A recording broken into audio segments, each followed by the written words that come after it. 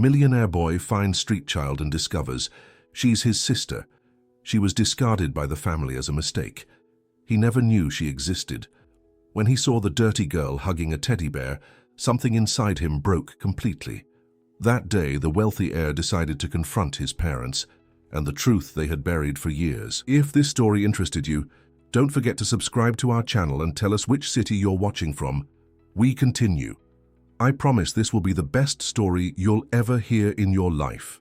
Ethan Parker Williams had almost everything a 16-year-old boy could desire. The only son of businessman Richard Williams and interior designer Heather Parker, grew up surrounded by privileges in a mansion on the Upper East Side, a prestigious neighborhood in New York City. His bedroom, meticulously decorated by his mother, looked like it came straight out of an architectural magazine, with a bookshelf full of books he rarely opened and the latest video games he played without genuine enthusiasm. That September morning, as driver Sebastian took him to his swimming lesson, Ethan observed the city through the imported car window with the same distant gaze as always. New York City paraded before him like any ordinary backdrop without making any lasting impression. Until, at a traffic light on Fifth Avenue, something broke his routine. A thin girl, with unruly, neglected, curly hair, sat on the sidewalk near a newsstand. She wasn't asking for money or selling anything. She just hugged a worn teddy bear as if it were her only treasure. What caught Ethan's attention wasn't the obvious poverty evident in her faded clothes, but her eyes. Eyes that seemed to have seen more pain than any teenager should know. Sebastian. "Who is that girl?" he asked, unable to look away. "Which one, Ethan?"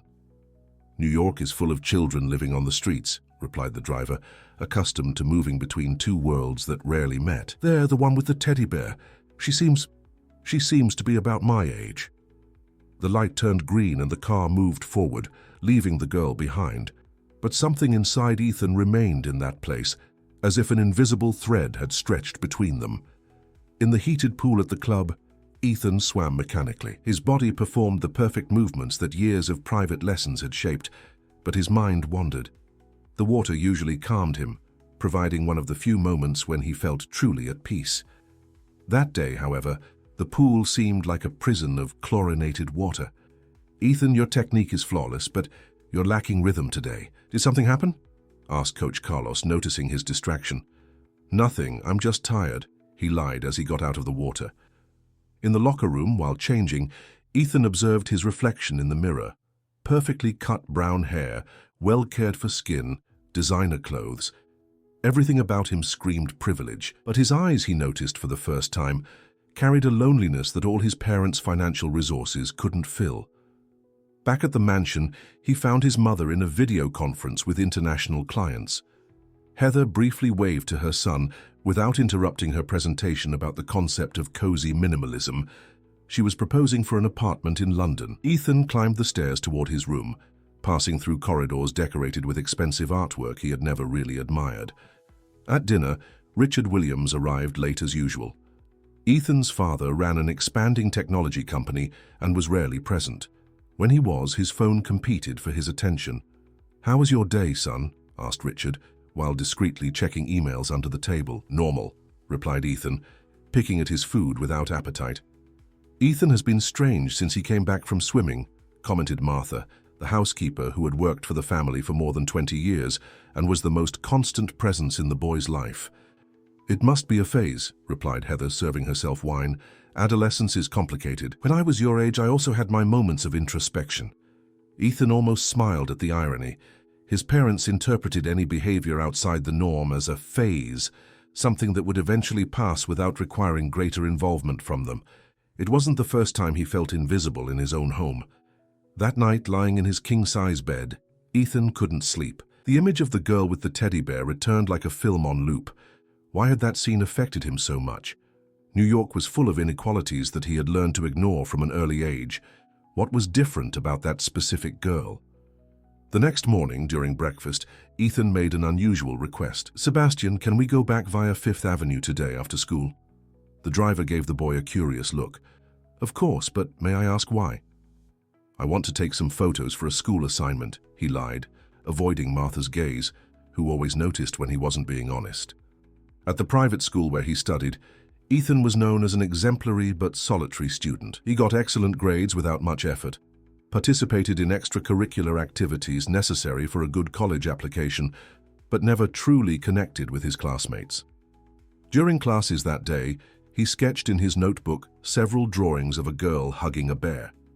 "What's that drawing?" asked Melissa, one of the few classmates he occasionally talked to. "Nothing important," he replied, quickly closing the notebook.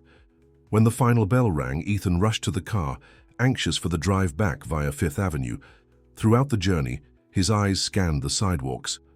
The disappointment was great when they reached the same traffic light, and there was no sign of the girl. "Do you want me to drive more slowly through here?" asked Sebastian, noticing his restlessness. "No need," replied Ethan, trying to disguise his disappointment. "It was just an idea for the assignment, but I think I'll change the topic." In the days that followed, Ethan began to lose his appetite. His sleep became restless, populated by confusing dreams where he ran through unknown streets, looking for someone he never reached. At school, his concentration drastically decreased. Teachers began to notice but attributed the change to the pressure of approaching exams. A week after the first sighting, Ethan convinced Sebastian to take a longer detour through the central part of the city. That's when he saw her again. This time, the girl was walking beside a middle-aged woman with a severe expression. The two seemed to be arguing. The woman gestured impatiently, while the girl kept her head down, still clutching the same teddy bear. "Stop the car, please," asked Ethan, feeling his heart race. "Here?" "It's not a good place to stop, Ethan. Just for a minute. I need to buy some water." Reluctantly, Sebastian pulled over near a convenience store. Ethan quickly got out, pretending to head toward the establishment, but his eyes never left the pair who were now stopping in front of a small restaurant. The argument seemed to have intensified. The woman was pointing at the bear as if she wanted the girl to get rid of it. The girl shook her head, pressing the toy against her chest. It was then that Ethan noticed something shining on the girl's neck, a small butterfly-shaped pendant. Something about that object awakened a strange familiarity, like a memory he couldn't fully access. "Ethan, what are you doing?" called Sebastian impatiently. Reluctantly, the boy returned to the car, taking with him the image of the pendant and the unsettling feeling that he was witnessing something important that he couldn't comprehend. That night, during dinner, Ethan finally broke his silence. "Dad, Mom, have I always been an only child?" Heather's fork stopped in midair. Richard looked up from his phone, visibly uncomfortable with the question. "What kind of question is that, Ethan?" replied Heather with a nervous laugh. "Of course you have. Why are you asking this?" "I don't know. Sometimes I have the feeling that something is missing. Someone." Richard and Heather exchanged a quick glance that didn't go unnoticed by Ethan. "It's these ideas you've been reading in books," said Richard, turning his attention back to his phone. "You should focus more on your studies and less on fantasies." Later in his room, Ethan began a search on the internet. He typed "butterfly pendant meaning" and was surprised with thousands of results about symbols of transformation and rebirth. Nothing that explained the visceral sensation he had felt upon seeing the object. He tried other combinations: reunion siblings, children separated in childhood, how to know if I have siblings I don't know. Hours passed as Ethan immersed himself in stories of separated families, adopted children who found biological relatives, twins separated at birth. Each narrative fed a growing suspicion that there was something his parents were hiding. It was past midnight, when a soft knock on the door interrupted his research. It was Martha with a concerned expression. "Still awake, young man? You have school tomorrow." "I'm researching for an assignment," he lied, quickly closing the browser tabs. Martha approached, sitting on the edge of the bed. Her eyes, always gentle, now carried a shadow of concern. "Ethan, I've known you since you were born. I know when something's wrong. Do you want to tell me what's happening?" For a moment, Ethan considered sharing his suspicions, but something held him back. What if he was just creating non-existent connections? What if the resemblance to the street girl was just coincidence? "It's nothing, Martha. I'm just tired." The housekeeper sighed, clearly unconvinced, but respecting his silence. "All right, but know that I'm here if you need to talk." When Martha left, Ethan made a decision. He needed to see the girl again, up close, to confirm if the pendant was really the same as the one he remembered seeing among his mother's old things. In his desk drawer, he found a digital camera he had received on his previous birthday and never used. A plan began to form in his mind. The next day, after school, he made an unusual request to Sebastian. "I want to start a photography project. Could you drop me off at the cultural center for a few hours? I'll take a taxi back later." The request was so out of character for the always predictable Ethan that Sebastian hesitated. "Did your parents approve this?" "I talked to them last night," he lied again, surprising himself with the ease with which falsehoods now came from his mouth. "It's for a school project on urban art." Reluctantly, Sebastian agreed, promising to pick him up in 3 hours. It was enough time, Ethan thought, to explore the area where he had seen the girl, and perhaps discover where she lived or who she lived with. With the camera hanging around his neck like a tourist, Ethan walked the streets near Fifth Avenue, randomly photographing buildings and people to keep up appearances. His heart beat rapidly with the sensation of doing something forbidden and potentially transformative. After almost 2 hours of fruitless searching, he was about to give up when he spotted her. The girl was alone this time, sitting on a park bench, still with the teddy bear beside her. She seemed absorbed in a small book worn from use. Ethan approached slowly, pretending to photograph the surrounding landscape. When he was just a few meters from her, he raised the camera and captured her image. The click caught the girl's attention, who looked up, startled. Their gazes met for a brief moment. Ethan felt as if time had stopped. There was something in her eyes, a mixture of distrust and curiosity, that perfectly reflected what he felt. The butterfly pendant gleamed on her thin neck, confirming what he had come seeking. Before he could say anything, the stern-faced woman he had seen earlier appeared, grabbing the girl's arm forcefully. "Jessica, what did I tell you about talking to strangers?" she scolded, casting a suspicious look at Ethan. "We're leaving now." Jessica. So that was her name. The girl stood up quickly, obedient, but in the abrupt movement, the butterfly pendant came loose from the chain and fell to the ground without the woman noticing. The girl was dragged away, looking back only once, her eyes meeting Ethan's in a last silent contact. When they disappeared around the corner, Ethan approached the spot where the pendant had fallen. There it was, small and delicate, a silver butterfly with blue details. As he picked it up, an inexplicable certainty took hold of him. That object was the key to a mystery that involved not only the girl named Jessica, but his own story. With the small butterfly pendant safe in his pocket, Ethan returned home with his mind buzzing with questions. The girl's name echoed in his thoughts. Jessica, a simple name that for some reason resonated within him as if he already knew it. Upon arriving at the Williams mansion, he ignored Martha's questions about his new interest in photography and ran to his room. He locked the door, something he rarely did, and took out the pendant. Under the lamplight, he examined every detail of the delicate object. The silver butterfly had wings painted in a deep blue tone, with small marks suggesting they had been handmade. Ethan knew exactly where to look. Years ago, while exploring his parents' bedroom during their absence, he had found a small carved wooden box at the back of Heather's closet. At the time, childish curiosity led him to open the object, discovering inside some old photographs, yellowed letters, and what now seemed crucial, a leather bracelet with a butterfly pendant. That night he waited until everyone was asleep. The digital clock read 1:37 when he finally left his room, moving silently through the dark corridor. The mansion, always so impeccable and cold during the day, seemed even more impersonal under the night shadows. His parents' bedroom was empty. Richard had traveled to a conference in Washington, D.C., and Heather had the habit of watching movies in the TV room until late. Ethan entered cautiously, closing the door behind him.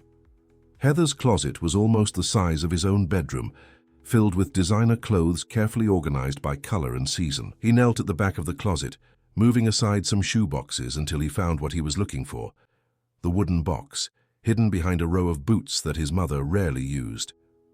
With trembling hands, he took the object and returned to his room, his heart beating so loudly he feared being heard.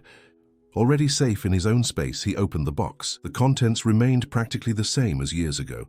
Some photographs, old documents, birthday cards, and there it was, the leather bracelet with the butterfly pendant, identical to the one he had found with Jessica, except for the color.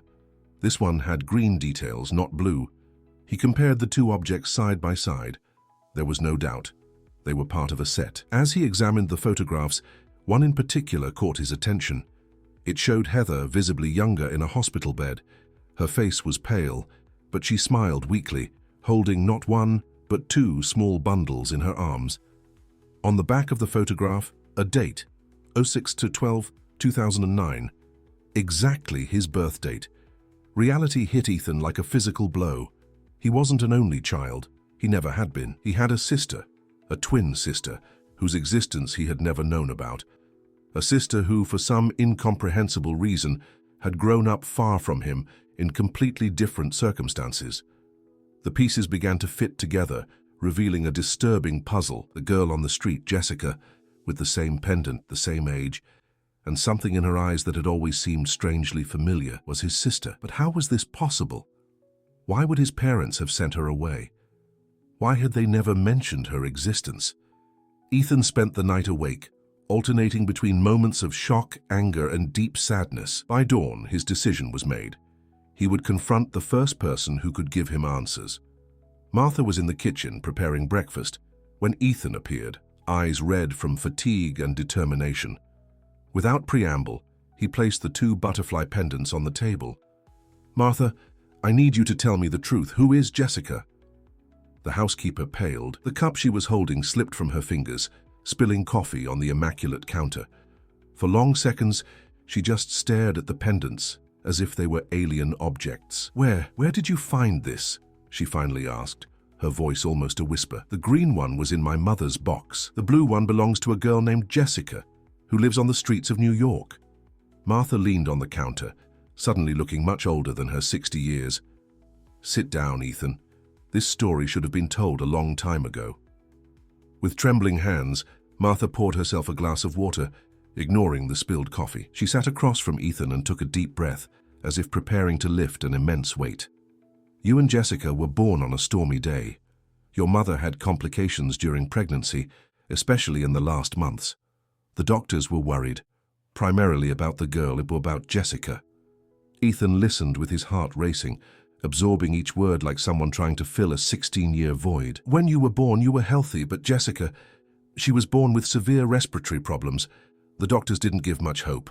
They said it would be unlikely for her to survive more than a few weeks, maybe months." Martha paused, her eyes moist with painful memories. "Your parents, especially your father, were devastated. Richard couldn't handle the idea of losing a daughter who had barely come into the world. It was he who suggested that perhaps it would be better not to create deep emotional ties with the baby. A medical team recommended a specialized institution that could care for her in her final days." "You're telling me they abandoned my sister because they thought she was going to die?" asked Ethan, incredulous. At the time, it seemed the least painful decision. Heather was emotionally fragile, almost in postpartum depression. Richard feared that if they became attached to the girl only to lose her shortly after, they signed papers transferring temporary custody to the institution. And then? Clearly she didn't die. Martha lowered her eyes, guilt evident on her aged face. "No, she didn't die. Against all expectations, Jessica began to improve, slowly with difficulties, but she improved. When the institution informed that she was responding well to treatment, 3 months had already passed. You were at home growing healthy. Heather was beginning to recover emotionally. Richard didn't want to bring her back," completed Ethan, anger growing in his voice. "He argued that it would be more traumatic for everyone, that Jessica might have permanent sequelae, that she would require special care that you perhaps couldn't provide. In truth, I think he feared that the girl's return would destabilize Heather again, so they simply left her there. Forever. At first, there was the intention to visit her regularly. The butterfly pendants were Heather's idea, one for each twin, as a symbol of the connection between you. But over time, the visits became rarer. Richard immersed himself in work, expanding the business. Heather tried a few times, but Richard always discouraged her, saying it would be better for everyone to move forward." Ethan stood up abruptly, unable to contain his indignation. "How could they? How could they pretend she never existed? How could they deny me the right to know my own sister?" Martha extended her hand, trying to calm him, but Ethan backed away. "What happened next? How did she end up on the streets?" When Jessica was about 5 years old, the institution closed due to lack of resources. The children were redirected to the adoption system or returned to their families. Your father was notified, but he didn't bring her home, completed Ethan, his voice laden with contempt. He located a distant relative, Connie, Heather's sister, who lived upstate. Connie never had children and agreed to take the girl with the condition of receiving a monthly financial aid. Heather didn't know about this for years. Richard told her that Jessica had been adopted by a good family. And this woman, Connie, is the one I saw with Jessica, the one who treated her so badly. Martha sighed, nodding slowly. I'm afraid so. A few years ago, Connie moved to New York claiming she needed more money to care for Jessica, who apparently had behavioral problems. Richard increased the allowance, but demanded absolute secrecy. No one should know the girl was his biological daughter. Ethan felt tears running down his face, a mixture of sadness and fury he had never experienced before. You all lied to me. For 16 years you let me grow up alone while my sister, my twin sister, lived a completely different life. How could you be so cruel? At that moment, Heather entered the kitchen, still in her silk robe. She stopped upon seeing the scene. Ethan in tears, Martha visibly disturbed, and on the table, the 2 butterfly pendants that symbolized the truth she had tried so hard to bury. Ethan, what's happening here? She asked, though her fixed gaze on the pendants revealed she already knew the answer. I know about Jessica, Mom. I know everything. Heather staggered slightly, leaning on the door. Her face, always impeccably made up, was now pale and vulnerable. How did you find out? I saw my sister on the street, Mom, living practically as an abandoned person while I have everything. I found her pendant, the twin of the one you kept. Why, Mom? Why did you do this to us? Heather collapsed into a chair as if her legs could no longer support her. When she spoke, her voice was choked by years of repressed guilt. Ethan, you don't understand. I was sick, not physically but emotionally. I had severe postpartum depression. I could barely take care of you, let alone 2 children, especially one with special needs. Your father made the decisions he thought best to protect our family. Protect? You destroyed our family the moment you decided that Jessica wasn't part of it. The discussion was interrupted by the sound of the front door opening. Richard Williams entered the kitchen, surprised to find the family gathered in such an evident state of crisis. What's happening here? He asked, looking from Heather to Ethan, until his eyes landed on the pendants on the table. His face hardened instantly. Where did you find that? Ethan faced his father with an intensity he had never shown before. I found my sister, Dad. Or rather, I found the daughter you decided didn't deserve to be part of our family. Richard placed his Italian leather briefcase on the counter, adjusting his tie as if preparing for a particularly difficult business meeting. You're too young to understand complex decisions that adults sometimes need to make.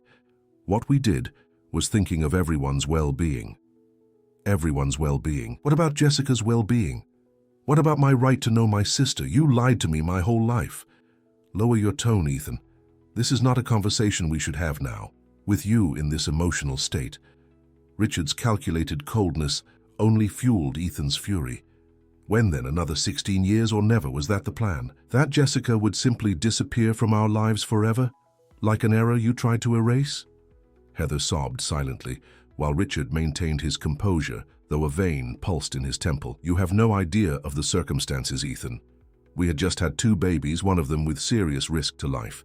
The doctors talked about permanent neurological sequelae, about a life of suffering. We did what we thought best at that moment. And afterward, when you knew she was improving, when you knew she didn't have serious sequelae, why didn't you bring her back? Richard looked away, for the first time showing something beyond his usual controlled facade. Things got complicated. Time passed. Making that decision was difficult. Afterward, it seemed too late to reverse. Too late? Ethan practically shouted. She's your daughter, my sister. How can it be too late to recognize your own daughter? A heavy silence fell over the kitchen. It was Martha who finally broke it. Ethan is right.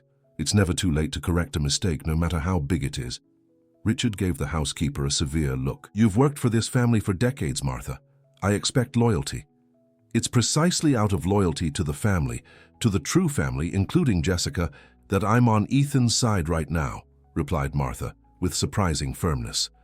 Heather raised her face, looking directly at her son for the first time since the confrontation began. "Ethan, you saw her? How is she?" Something in the broken voice of his mother lit a small flame of hope in Ethan. Perhaps, despite everything, there was still a chance for reparation. "She's alive, Mum. Alive despite everything. But she's not well. She lives with a woman who treats her badly, who doesn't seem to care about her. She wears old clothes, appears malnourished, and her only comfort seems to be a torn teddy bear." Heather covered her mouth with her hands, as if trying to stifle a scream. "Connie should be taking care of her properly," muttered Richard, more to himself than to the others. "The money I send monthly would be more than enough to—" "Money," interrupted Ethan.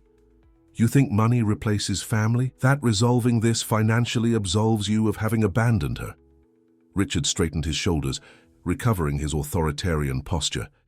"That's enough of this discussion, Ethan. You're out of control, and we're not getting anywhere. We'll talk when everyone is calmer."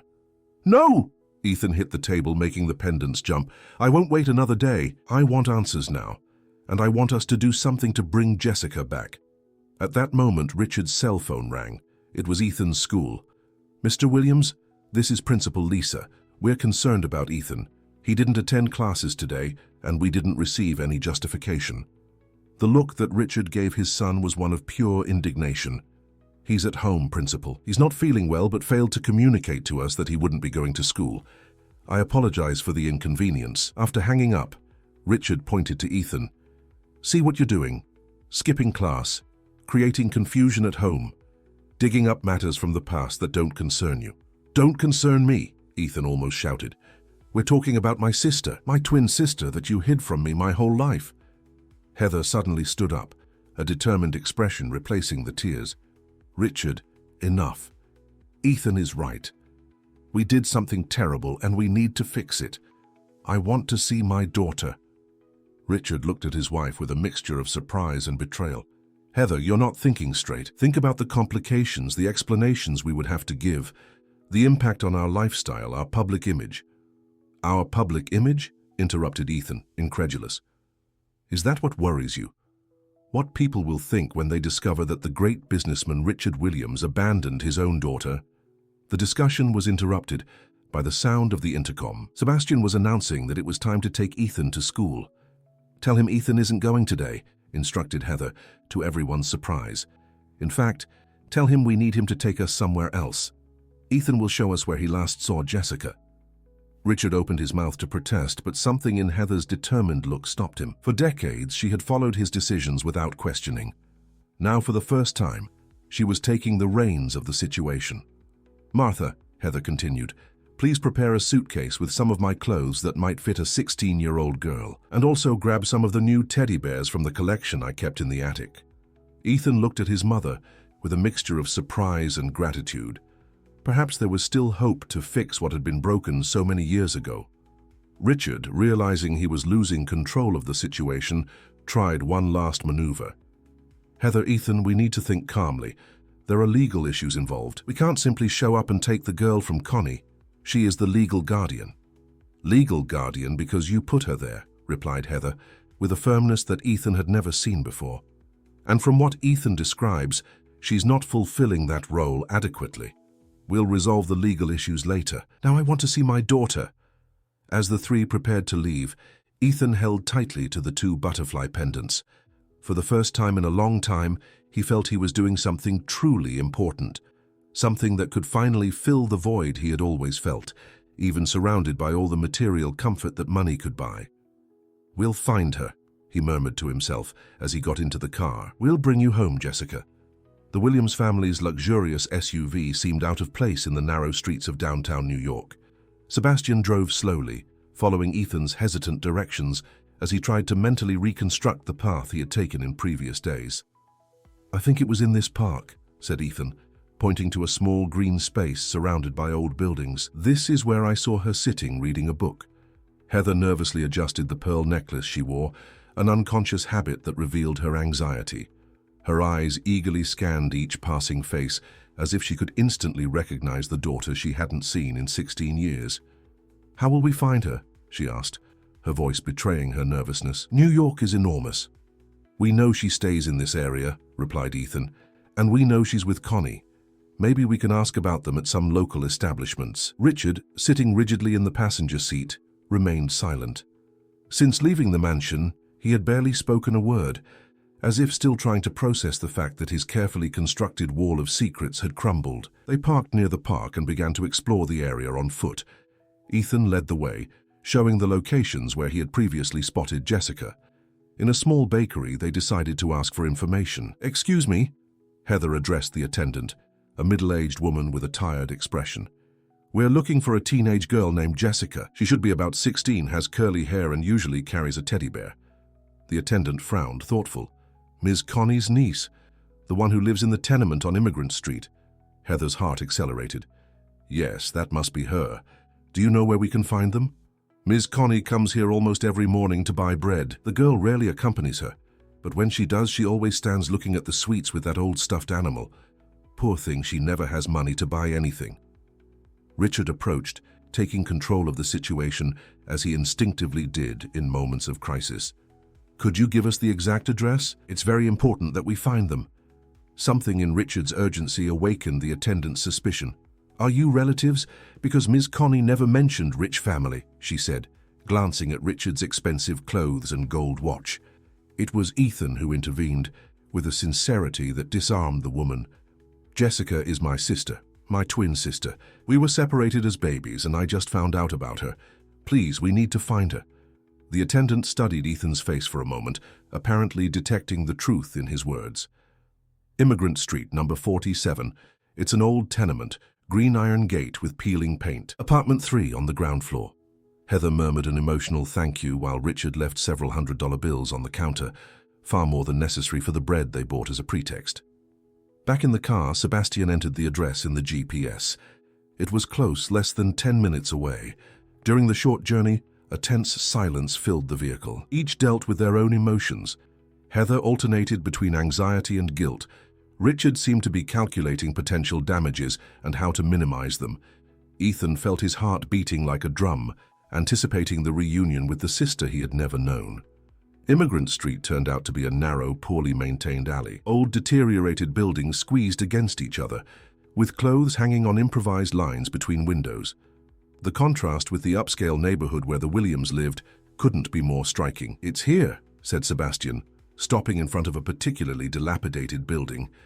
Heather nervously adjusted her hair, looking to her husband as if seeking guidance. For the first time in decades, Richard seemed genuinely insecure. "Maybe I should go first," suggested Ethan. "She's seen me before, she might be less frightened." Before his parents could respond, Ethan had already left the car and was walking toward the peeling green gate.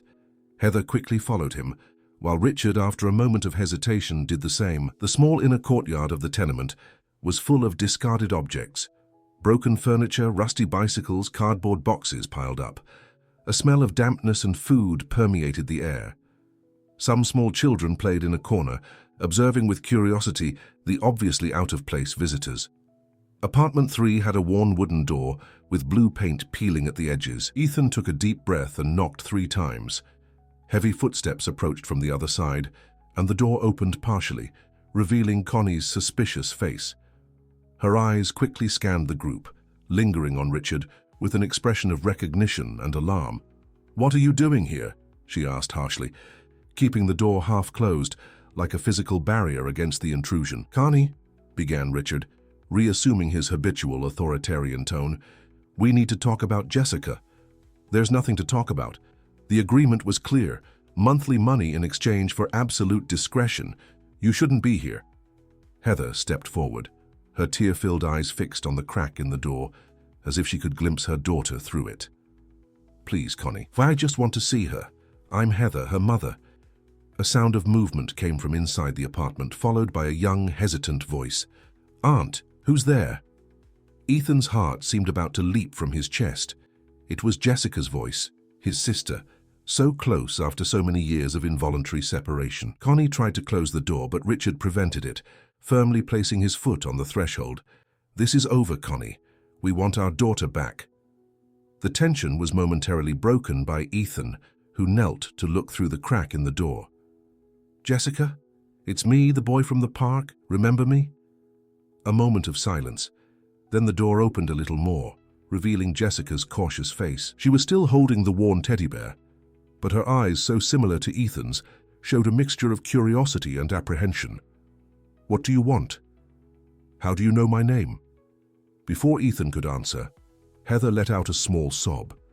The sound drew Jessica's gaze, who for the first time truly noticed the elegant woman observing her with almost painful intensity. Something in that look seemed to touch Jessica deeply. She took a hesitant step forward, distrust momentarily replaced by an almost magnetic curiosity. "Who are you?" she asked, her voice now a whisper. Ethan took the 2 butterfly pendants from his pocket, extending them in the palm of his hand. "We're your family, Jessica. Your real family. I'm Ethan, your twin brother." Jessica's eyes widened, fixing on the pendants. Her hand instinctively went to her neck, searching for the object that was no longer there.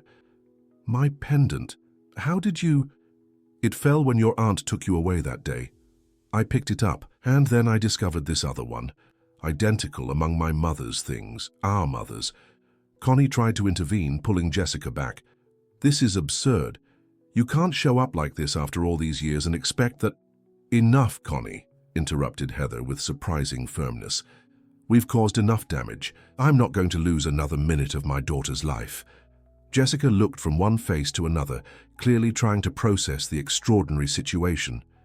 Her eyes lingered on Heather, studying every detail of her face as if seeking confirmation of something she had always suspected. You're my mother?" she finally asked, her voice almost inaudible. Heather nodded, unable to speak through the tears that now ran freely down her face. She extended a trembling hand toward her daughter, not daring to touch her yet, respecting the space that 16 years of absence had created. "Yes, Jessica, I'm your mother, and I regret more than I can express all these lost years." A tumult of emotions passed across Jessica's face. Confusion, disbelief, anger, and finally, a vulnerability that made her look even younger. "Why? Why did you leave me?" The simple and devastating question hung in the air like an accusation. It was Richard who answered, his normally confident voice now low and contained. "It was my fault, Jessica. You were born with serious health problems. The doctors said you might not survive. I made decisions that I thought would protect our family. I was wrong. Terribly wrong." Ethan moved closer to Jessica, extending the blue pendant in her direction. "This has always been yours, just like your place in our family." Hesitantly, Jessica extended her hand and took the pendant, her fingers briefly brushing Ethan's. In that simple touch, something deep and inexplicable passed between the twins, a recognition beyond words, as if a missing part of each had finally found its place. "May I come in?" Heather asked softly. "I would very much like to talk with you, Jessica. Get to know you, if you allow." Connie snorted with disdain. "Now you want to know her, after 16 years paying to keep her away?" "Aunt, please," asked Jessica, surprising everyone with her intervention. "I want to hear what they have to say." Reluctantly, Connie opened the door completely, allowing them to enter the small apartment. The contrast with the Williams mansion couldn't be more striking. The space was cramped, with worn furniture and peeling walls. An improvised divider made of curtains separated what appeared to be Jessica's area, a narrow bed, a shelf with some worn books, and drawings attached to the wall with adhesive tape. Heather looked around with a mixture of horror and guilt, finally confronted with the material reality of her daughter's life during all these years. They sat uncomfortably in the small living room. Jessica remained standing, still holding the teddy bear like a shield, the butterfly pendant now firmly clutched in her other hand. "I want to know everything," she finally said, "from the beginning." During the next hour, Heather and Richard, with occasional interventions from Ethan, told the complete story. The complicated birth, the grim diagnosis, the decision to hand her over to the institution, the late regret, and finally, the arrangement with Connie.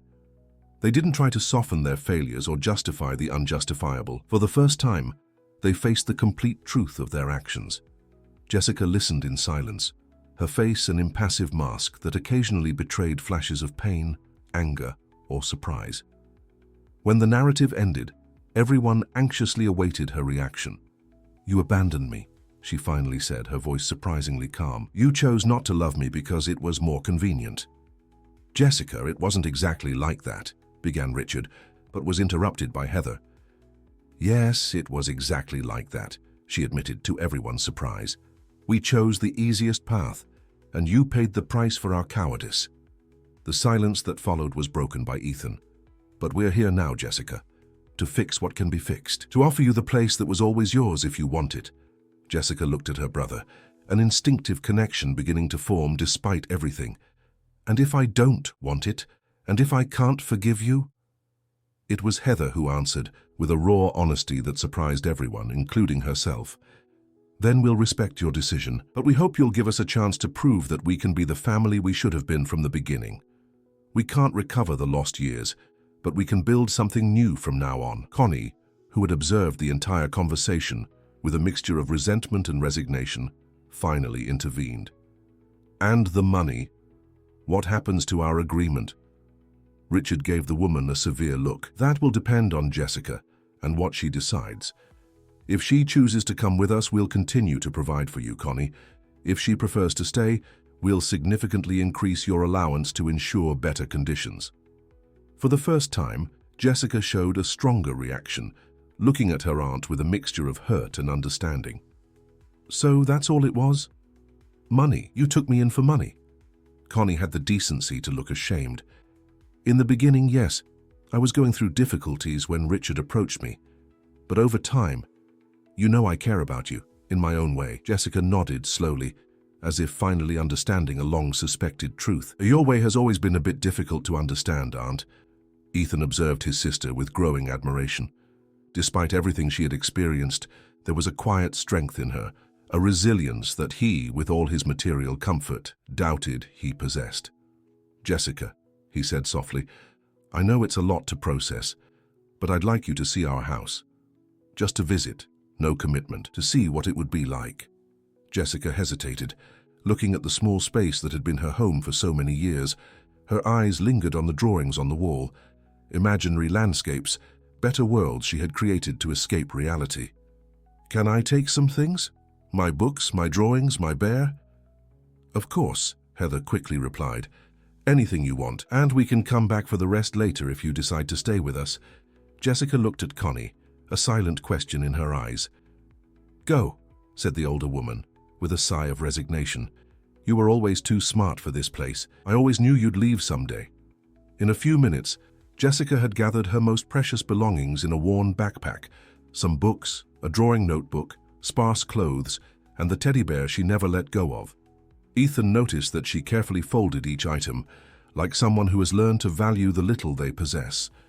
When they were about to leave, Jessica approached Connie. For a moment they stood face to face, 16 years of a complicated relationship hanging between them. "Thank you for not letting me die," Jessica finally said, in a low voice. "Even if it was for money in the beginning." Connie nodded stiffly, her moist eyes betraying the emotion she was trying to hide. "You're strong, girl, you always have been. Stronger than all of them." As they walked to the car, Ethan noticed that Jessica looked at everything with attentive eyes, as if memorizing every detail of the place that had been her home. When she spotted the luxurious SUV, she briefly stopped, the disparity between the two worlds never so evident as in that moment. Heather gently placed a hand on her shoulder, a hesitant touch that asked permission. "It's okay, we can take it slow." Jessica nodded, taking a deep breath before entering the vehicle. She sat beside Ethan, maintaining a small distance, the teddy bear firmly hugged against her chest. The butterfly pendant was now on her neck, replaced on the chain from where it should never have left. As Sebastian maneuvered through the narrow streets toward the upscale neighborhood where the Williams lived, a contemplative silence filled the car. Each passenger immersed in their own thoughts, processing the extraordinary turn that day had brought. Ethan discreetly observed his sister's profile, noticing the similarities that went beyond physical appearance. The same way of slightly furrowing her brow when concentrated, the same way of lightly biting her lip when nervous. Small genetic gestures that not even 16 years of separation had managed to erase. "Is it far?" Jessica finally asked, breaking the silence. "For about 20 minutes, replied Ethan. "Depends on the traffic." Jessica nodded, returning to looking out the window. New York City paraded outside, the same city that both had inhabited for 16 years, separated by just a few miles and an abyss of circumstances. "Did you always know?" she suddenly asked, turning to Ethan. "About me?" Ethan shook his head. "No. I discovered a few days ago when I saw you for the first time, something about you seemed familiar, as if I knew you from somewhere. Then I found the pendant, and later I found the other one in Mom's box." Heather, in the front seat, flinched slightly upon hearing her son's words, the guilt still fresh and painful. "And how did you feel?" continued Jessica, her eyes intensely fixed on her brother. "When you found out?" Ethan considered the question for a moment, searching for the right words. "Furious, betrayed, like my whole life had been built on a lie, but also complete somehow, as if I finally understood why I always felt alone, even surrounded by people." Jessica nodded slowly, as if recognizing exactly the feeling he described. "I always knew something was wrong," she said, so low that only Ethan could hear. "Connie never hid that I wasn't her daughter, but her explanations always seemed incomplete. She said my parents had died in an accident, that she was the only relative willing to take me in. But the pendant," she touched the small object on her neck, as if to confirm it was still there. "Connie said it was the only memento I have from my biological mother, that she had put it on me before leaving. So I kept it as a treasure, even without knowing what it meant." Ethan felt a knot in his throat. Connie's fictional narrative, however cruel, had perhaps been more merciful than the truth, that her parents were alive, prosperous, raising another child while they had discarded her like a mistake to be forgotten. "I'm sorry," he murmured, not knowing what else to say. Jessica shrugged, a gesture that tried to appear casual, but couldn't completely hide the accumulated pain of years. "It wasn't your fault. You were also deprived of something important." As they approached the Upper East Side neighborhood, the urban landscape changed dramatically. Deteriorated buildings gave way to luxury condominiums, narrow streets transformed into tree-lined avenues. The inequality of New York, always glaring, never seemed so personal to the occupants of that car. "We've arrived," announced Sebastian, turning onto a particularly elegant street and stopping in front of an imposing gate. Ethan observed Jessica's reaction upon seeing the Williams mansion for the first time. Her eyes widened briefly, but she quickly recomposed her expression, as if determined not to show surprise or admiration. "You live here?" she asked Ethan, in a low voice. "Yes, we live here," he replied, subtly emphasizing the we, a promise, an invitation, a possibility. When the gate opened and the car advanced through the circular entrance lined with impeccable gardens, Ethan realized he was seeing his house through Jessica's eyes, not as the familiar space he had always known, but as the symbol of everything she had been denied. And for the first time he felt ashamed of his privileges. Sebastian parked in front of the main entrance, where Martha anxiously awaited. The housekeeper had spent the last few hours preparing a room for Jessica, following Heather's hurried instructions. When Jessica got out of the car, hugging her worn backpack and the teddy bear, Martha couldn't contain her tears. There was the girl she had seen only as a newborn baby, 16 years ago before she was taken away. "Jessica," she said, her voice choked with emotion. "Welcome back." And in those simple words was contained all the truth. It wasn't a first visit, but a return. A circle that was finally closing after 16 years of detour. Jessica's first days in the Williams mansion were like a delicate dance between strangers who shared the same blood. She walked through the wide corridors with hesitant steps, as if fearing to break something or be expelled at any moment. Her room, hastily prepared by Martha with all the possible care, was 3 times larger than the space she shared with Connie. Even so, Jessica slept curled up in a corner of the king-size bed, hugging the old teddy bear, unable to get used to so much space. Ethan observed his sister's adaptation with a mixture of fascination and concern. In many aspects, Jessica was like him, the same inclination toward introspection, the same way of furrowing her brow when concentrated. But there was in her a hardness, a caution acquired through years of frustrated expectations and broken promises. "May I come in?" asked Ethan, softly knocking on Jessica's bedroom door on the morning of the 3rd day. She was sitting on the balcony, drawing in her worn notebook. She wore the same simple clothes she had arrived in, gently refusing the new pieces Heather had bought for her. "Oh, of course," she replied, closing the notebook as if protecting a secret. Ethan sat in the chair beside her, respecting the space that Jessica had silently established between herself and everyone in the house. "What are you drawing?" he asked, trying to start a conversation. Jessica hesitated for a moment, then opened the notebook again, revealing a sketch of the view from the room. The mansion's gardens, the well-maintained trees, the gleaming pool in the background. It was not only technically impressive, but carried an emotional quality that captured both the beauty and the coldness of the place. "That's amazing," said Ethan, genuinely admiring. "Have you always drawn?"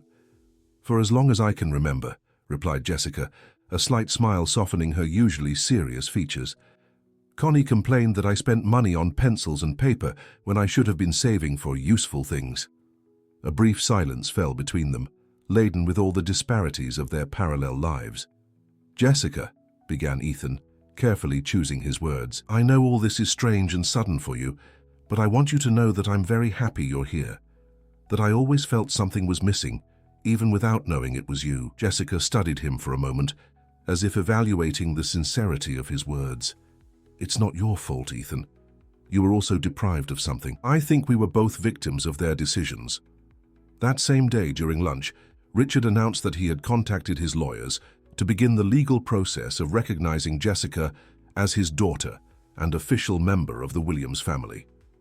"They said the process will be discreet, but inevitably there will be public documents," he explained, clearly concerned about the implications. "I've prepared an official statement for the press in case the story leaks." "A statement?" questioned Heather, frowning. "Richard, we're not dealing with a corporate crisis. We're talking about our daughter." "Precisely why we need to control the narrative," insisted Richard. "Think about the impact on our lives, our reputation, our business. We need to present this in the least harmful way possible." Jessica, who had remained silent throughout the meal, observing the family dynamics with attentive eyes, finally spoke. "Would it be easier if I weren't here?" she asked, her calm voice contrasting with the weight of the question. "If I continued to be the secret you kept for 16 years? The silence that followed was deafening. Richard opened and closed his mouth, for the first time at a loss for words. Heather dropped her fork, the metallic sound echoing in the opulent dining room. "Never say that again." Ethan was the one who responded, a surprising intensity in his normally contained voice. "Your place is here with your family. And anyone who has a problem with that can go to hell." Ethan's unexpected vulgarity, so contrary to his refined upbringing, broke the tension. Heather let out a nervous laugh, and even Richard seemed momentarily disconcerted. Jessica looked at her brother with an expression that mixed surprise and something close to gratitude. It was the first genuine moment of connection between the twins, a small but significant step toward a bond that 16 years of separation had not managed to completely erase. In the following week, as Richard had predicted, the story began to leak. First, there were just rumors in social columns. The powerful businessman Richard Williams and his wife Heather had adopted a teenager. Then a more investigative journalist discovered old medical records, raising questions about the birth of twins and the whereabouts of the second child. The Williams mansion became the target of reporters and photographers. Richard hired additional security and instructed everyone not to give statements. Jessica, accustomed to social invisibility, now found herself involuntarily in the spotlight, her face appearing in newspapers and news websites, always with sensationalist headlines. "Forgotten Williams heiress," "Scandal in New York elite," "Abandoned daughter returns." "Don't read that stuff," advised Ethan, finding Jessica huddled in her room, silent tears running down her face as she looked at a particularly cruel report on her phone. "They don't know anything about you, about us." "But they know about them," replied Jessica, pointing to a photo of Richard and Heather at a charity event years ago, with the caption, "Philanthropic couple hid their own daughter for 16 years. And maybe they're right. Maybe I'm just an inconvenience that they were finally forced to acknowledge. Ethan sat beside her on the bed, wishing to find the right words to heal wounds that had been opened long before he was aware of them.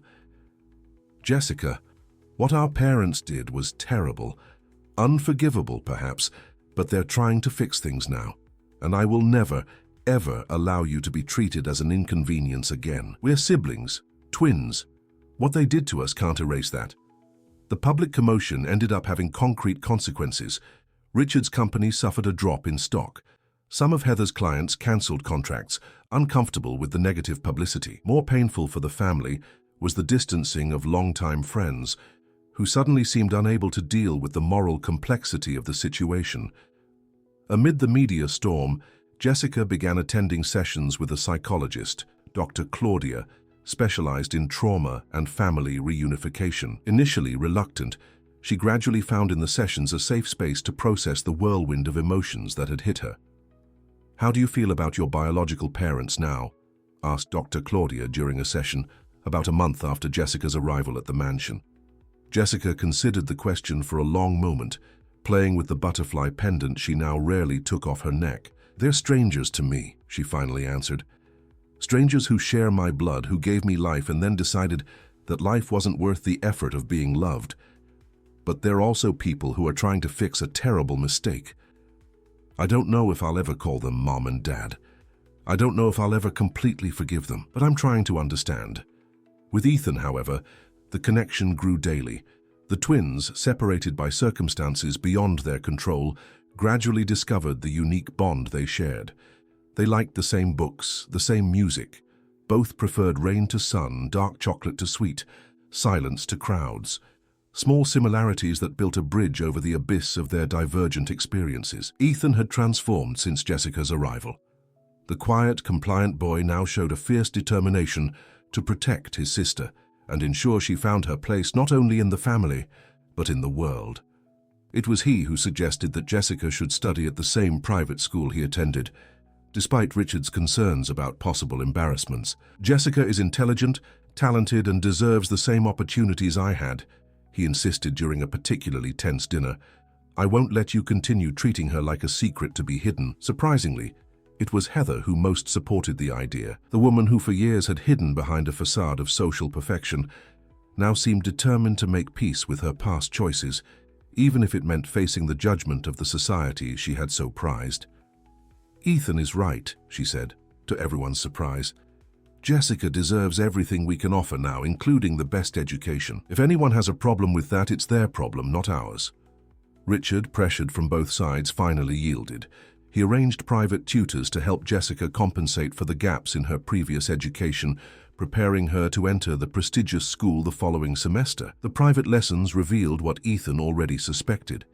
His sister possessed a sharp intelligence and a thirst for knowledge that not even years of precarious education had managed to suffocate. In a few weeks, Jessica had advanced the equivalent of years of schooling, absorbing information with an intensity that impressed even the experienced tutors. "She has a natural talent for mathematics and arts," one of the teachers commented to Heather. "With proper support, she can recover the lost time and go far beyond." Life in the Williams mansion gradually found a new rhythm. Jessica still preferred simplicity, wearing basic clothes, even having access to a complete wardrobe, and keeping her old teddy bear on the impeccably made bed. But small changes signaled her growing acceptance of that new reality. She allowed Heather to take her to a salon to cut the curly hair that previously grew unaligned. She began to use the art studio that Richard had improvised in one of the empty rooms of the mansion. Occasionally, she smiled during family meals. On a particularly significant afternoon, about 3 months after her arrival, Jessica asked to visit Connie. The aunt had moved to a better apartment, financed by Richard as part of the agreement they had made. "Are you sure you want to go alone?" asked Heather, visibly concerned. "I can go with you, or maybe Ethan."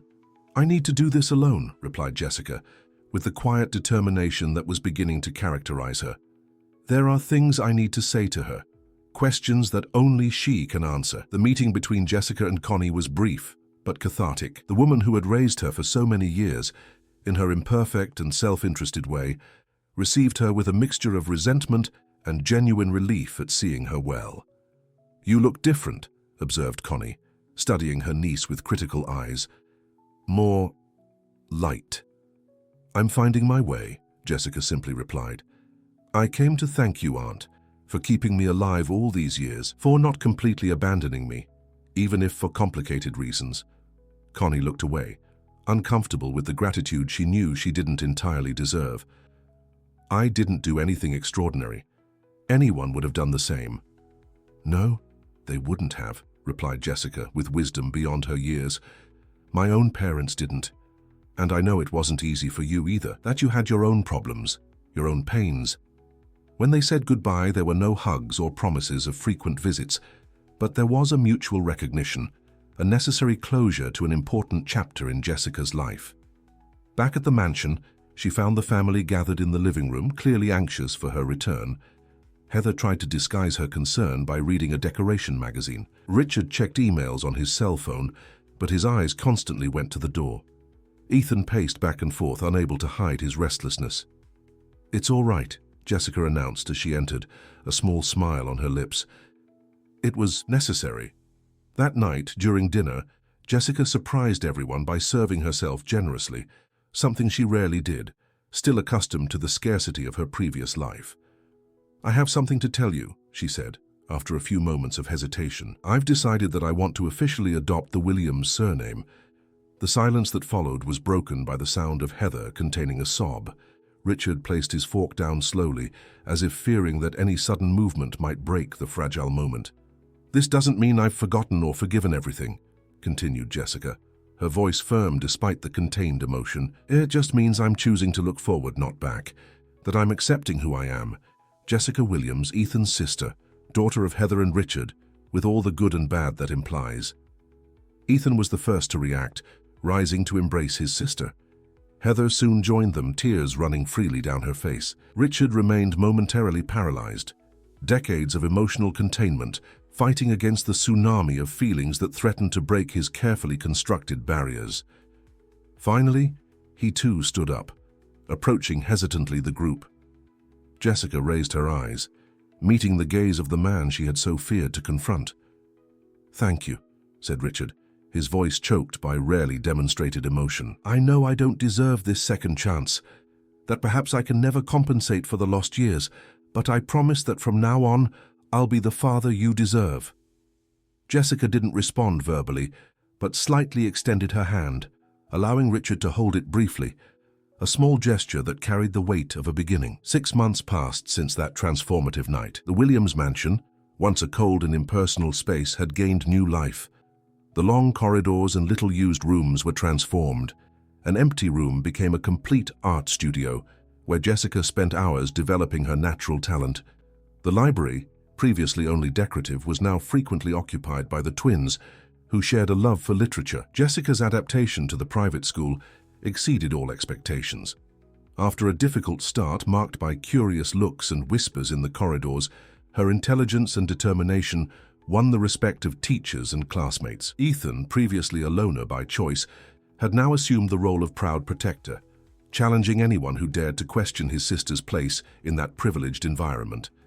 Heather had profoundly transformed. The interior designer, obsessed with appearances, gradually gave way to a more authentic woman, who now dedicated part of her time to a foundation she had created to help children in vulnerable situations. The project was born from a suggestion by Jessica during one of the sincere conversations they now occasionally shared. Richard, though still struggling with his controlling tendencies, made visible efforts to prioritize family above business.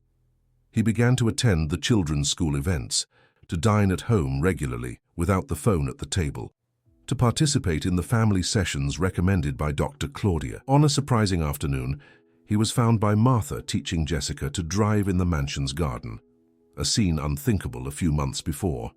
The family's story eventually lost its media appeal, replaced by news scandals and sensations. Occasionally, articles still appeared recalling the case, especially on significant dates, but the major storm had passed, allowing healing to continue away from unwanted spotlights. On a particularly significant Saturday morning, exactly 1 year after Jessica was first spotted by Ethan at that traffic light on Fifth Avenue, the family was preparing for a special event, the school art exhibition, where Jessica would present her works publicly for the first time. In the studio, putting the finishing touches on her main piece, Jessica seemed calm, focused. Ethan observed from the door, silently admiring his sister's talent. The large canvas revealed a powerful image. 2 butterflies in full flight, one blue and one green, emerging from a background that merged dark shadows and growing brightness. "It's about us," explained Jessica, noticing her brother's presence. About transformation, about how sometimes we need to go through darkness to find light. Ethan approached, noticing the meticulous details of the butterfly's wings, which exactly replicated the patterns of the pendants that both now wore daily. "It's perfect," he said, with sincere admiration. "I think we're finally flying, aren't we?" Jessica smiled, a genuine smile that now appeared with increasingly greater frequency. "We're learning, all of us." At the exhibition, Jessica's work received special attention not only for the known story of the artist, but for its undeniable artistic merit. Art teachers spoke of exceptional talent and potential for a promising career. Classmates, initially attracted by curiosity about the lost Williams twin, now showed genuine respect for her ability. Heather and Richard remained discreetly in the background, allowing Jessica to have her moment. They observed with a mixture of pride and a touch of melancholy for the lost years they could never recover. The journey of reconnection was far from complete, and perhaps never would be entirely. Some scars were too deep to disappear completely. But each day, small moments of authenticity and affection built a new reality, imperfect, sometimes uncomfortable, but true. At the end of the event, as the family prepared to return to the mansion, Jessica made an unusual request. "Can we pass by Immigrant Street? There's something I want to see." The request surprised everyone, but Richard instructed Sebastian to make the requested detour. As the car traveled the streets that gradually became narrower and more deteriorated, a contemplative silence filled the vehicle. It was the first time Jessica returned to that place since her departure, a year earlier. When they finally stopped in front of the tenement with the peeling green gate, Jessica made no mention of getting out of the car. She just silently observed the building that had been her home for so many years. "I'll never forget where I came from," she finally said, more to herself than to others. "It's part of who I am, part of what made me strong." Ethan took her hand, a silent gesture of understanding and solidarity. Heather, in the front seat, let a tear run down, quickly wiped with discretion. Richard stared fixedly at the tenement, as if trying to engrave in memory the tangible symbol of his greatest mistake and the extraordinary journey of redemption that had followed. "We can go home now," Jessica said softly, squeezing her brother's hand. And as the car moved away, taking the reunited family back to the mansion on the Upper East Side, Jessica Williams looked one last time at the butterfly pendant on her neck, the symbol of a connection that no separation had managed to completely destroy. The small blue butterfly gleamed under the evening light, like a promise that even from the darkest circumstances, something beautiful and resilient can emerge. A broken family, now in the process of healing. A story of abandonment, transformed into a journey of reunion. A blood tie that, despite all efforts to bury it, found its way back to the surface, demanding to be recognized, honored, and finally celebrated. The end of the story. Dear listeners, we hope that Ethan and Jessica's story has touched your hearts.